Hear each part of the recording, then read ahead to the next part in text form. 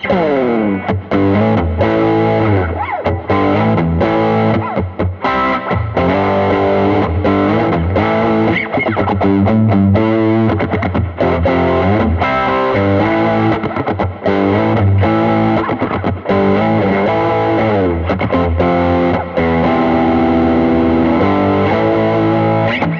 there folks, welcome back to my YouTube channel. My name is Andreas M. Null and I'm a Swedish musician living in Los Angeles, California. Today we are taking a look at one of the most strange Greco guitars I've ever seen in my life and personally owned. So what we got here is a 1990 Greco, what we believe to be an SA 1200. Most likely a very short custom ordered run that some guitar store in Japan most likely ordered. The pots read to June and July of 1990. The funny thing about this guitar is that it does not have any stickers in the F-holes. There's no serial numbers. There's no information whatsoever really that could tell you what this is. And a lot of the specs on this guitar kind of makes it look like it might have been made by Tokai instead of Greco. And I've spoken a bit to an acquaintance of mine in Sweden. His name is Richard Sword. If you do the English translation, his Swedish name is Rickard Svärd. He would probably be one of the most knowledgeable Greco people I know out there. And I asked him when I got this guitar, I'm like, do you have any idea what this could be? And we went back and forth a lot. We went through a lot of forums online where people talk about their Greco guitars and Japanese guitars in general. But it seemed like the most likely possibility is that this was a very small run of custom-made Greco guitars that Greco asked Tokai to build. Now, what makes us believe that this probably is an SA 1200 is because of the woods that have been used on this. The pickups they're an interesting PAF replica, and they sound really good. Then the potentiometers are 500K pots. I bought one of those little things on Amazon, so I could go inside and get to see all the electronics. That's how I know that pot numbers read 06 and 07, which indicates that this was made in 1990 and that the pots are from June and July of that year.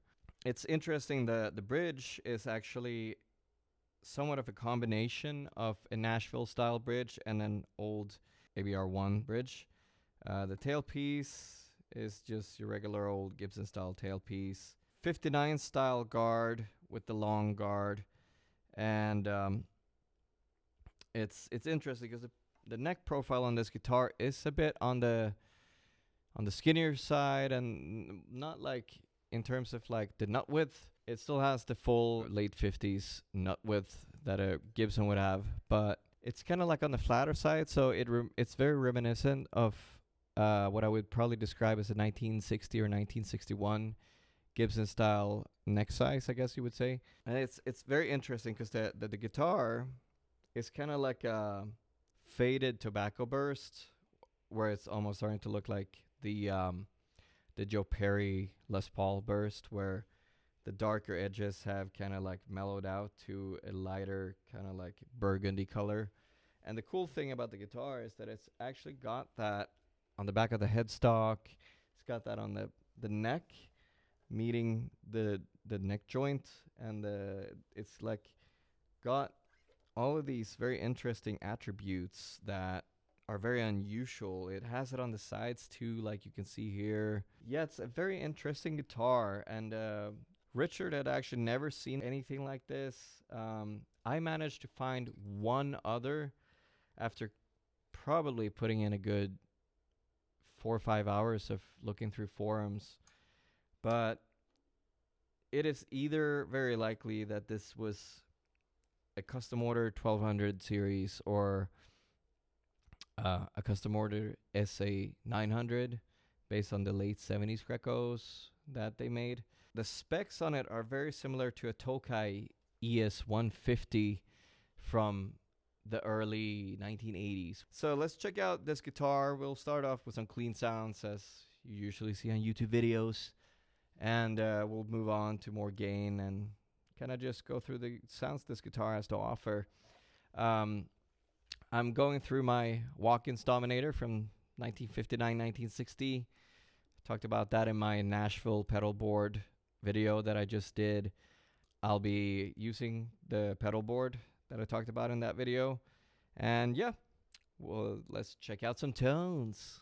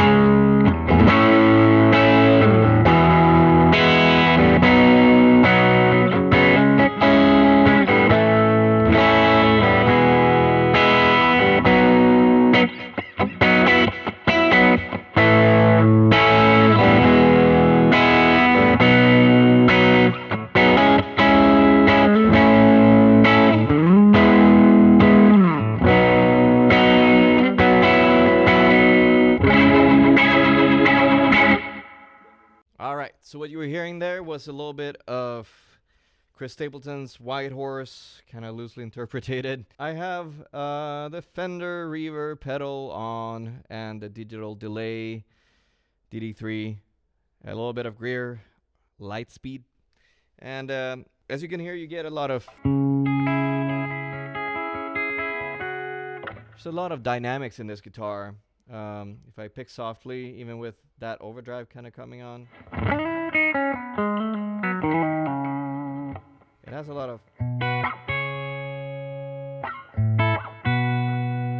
it really like gets clean, and then as you start digging in a little bit,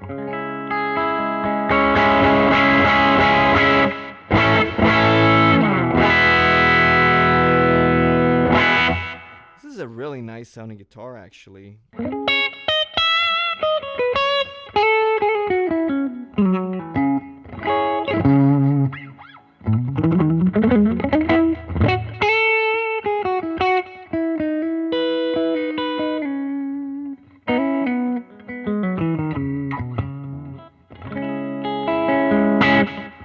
To me, it feels like Greco, they didn't really spare any expense in making this guitar. And keep in mind, this guitar is almost 40 years old at this point. It's 2026.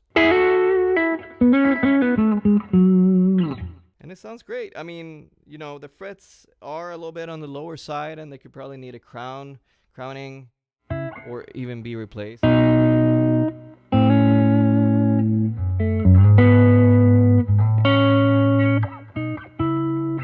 But it sounds great. There's a lot of great things going on with this guitar. I'm using the word great a lot, but it really plays amazingly, even with some flaws. So we're gonna try the Boss GE7 a little bit.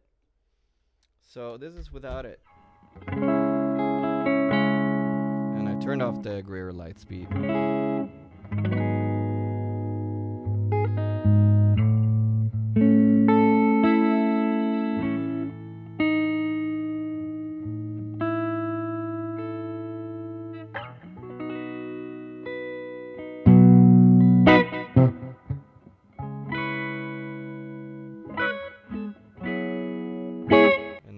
With it, you get some clarity there, because I cut out a little bit of the 250 and I took out a little bit of the 400 and added a little bit of 3.2K.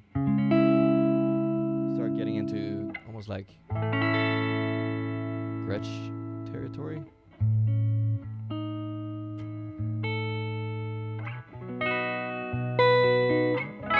In terms of clarity, at least, if you ask me. Add the Greer back there.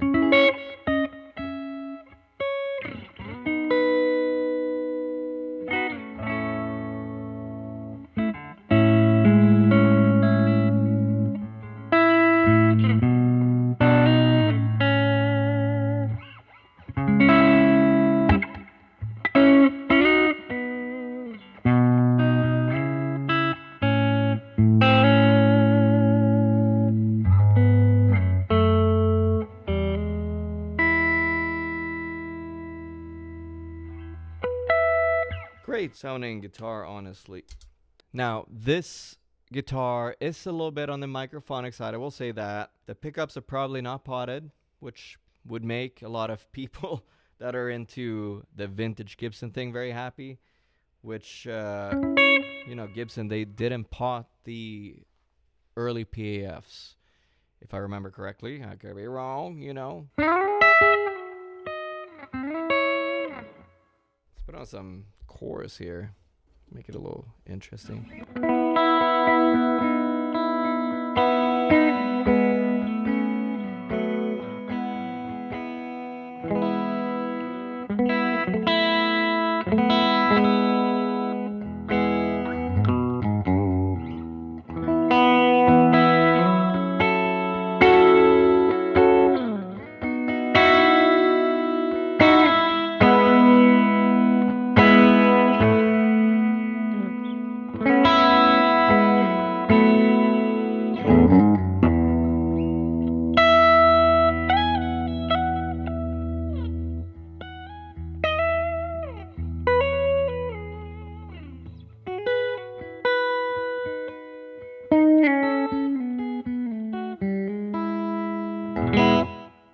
That sounds tasty.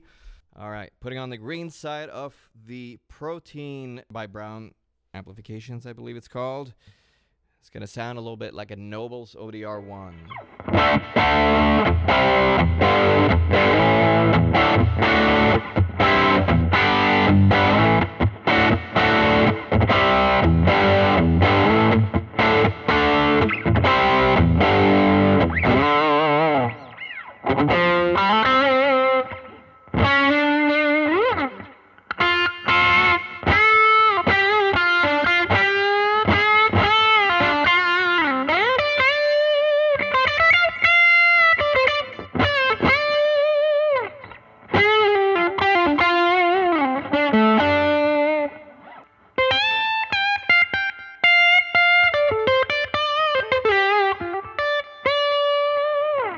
That sounds sexy. Sorry, am I allowed to say that on YouTube? Who knows? That's the blues side on the Protein. It's supposed to sound like a Marshall Blues Breaker.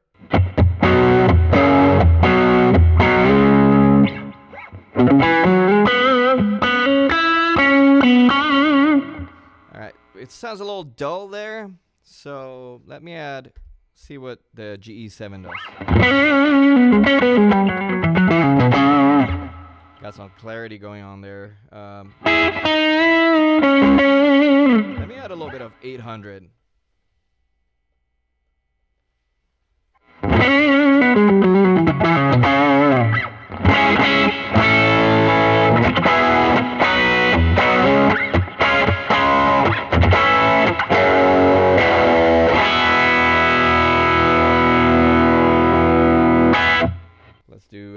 I'm going to use the line 6 a little bit. Tape echo.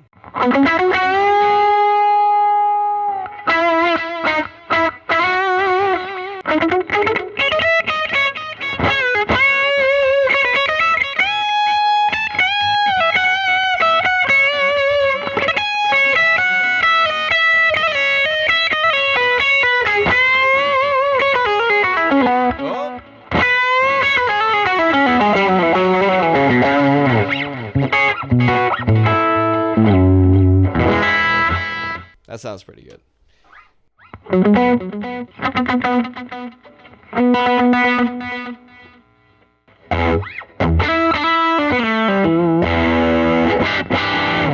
Got the less lights going on. Wanna go a little Marcus King, maybe.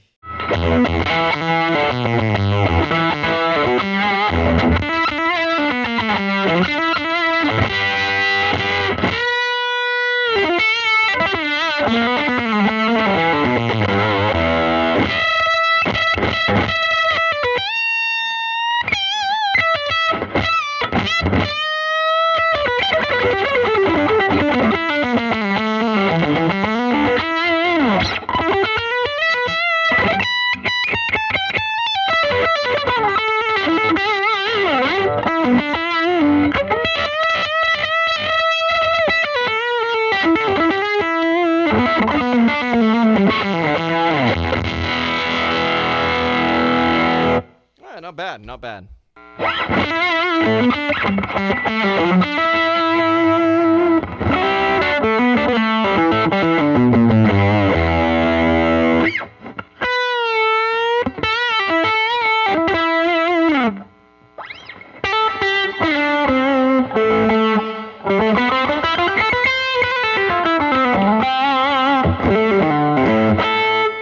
Put on the hall reverb there with the line 6, and I still have that less slice going on. Let's put on a bit of Tube Screamer. Set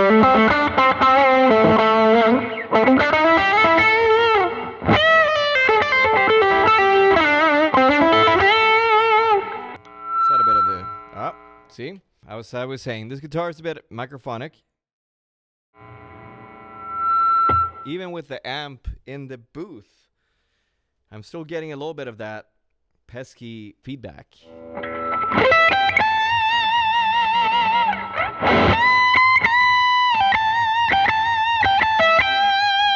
Kind of disappears when you play a little bit though, but